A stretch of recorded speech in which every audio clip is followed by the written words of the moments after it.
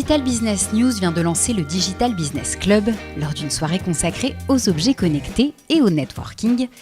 Reportage.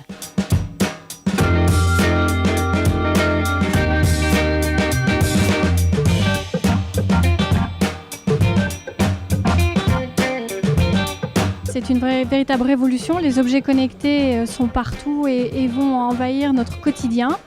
Après, à quel prix? On a parlé des problématiques de standards, on a parlé de est-ce que les objets vont pouvoir parler entre eux et dépasser la mode du gadget?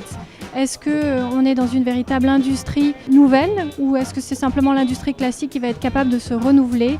Et ça, dans quel calendrier? On a aussi évoqué la problématique de la privacy. L'Internet des objets, les objets connectés, c'est l'explosion de l'écosystème. C'est-à-dire que si on lance son objet connecté et qu'il n'y a pas d'applications derrière qui vont utiliser les données pour donner de la valeur à l'objet par rapport à ce que vous avez acheté, il n'y a pas d'usage, il n'y a pas de développement d'une appétence du consommateur, ça ne va pas décoller.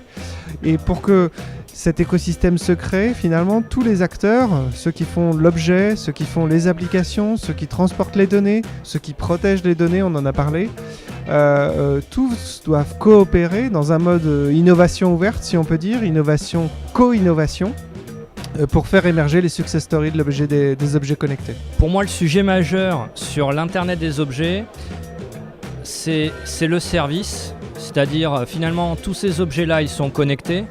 Le showstrap, ce serait vraiment de penser que ce sont des gadgets. Ils ne le sont pas.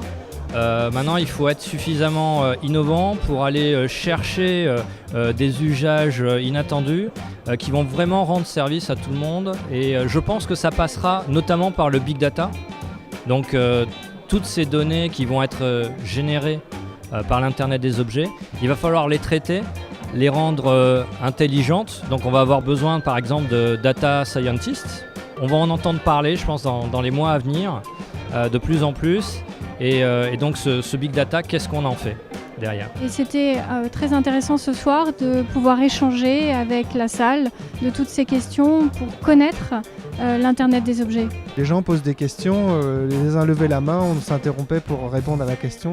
Je trouve que c'est un bon format d'échange. J'ai vraiment adoré échanger avec Anne-Sophie Broderie et Nicolas Brie. Pour moi, à chaque fois, ça me passionne de parler de ces sujets-là avec des gens intéressés. Donc j'ai vraiment apprécié cette soirée.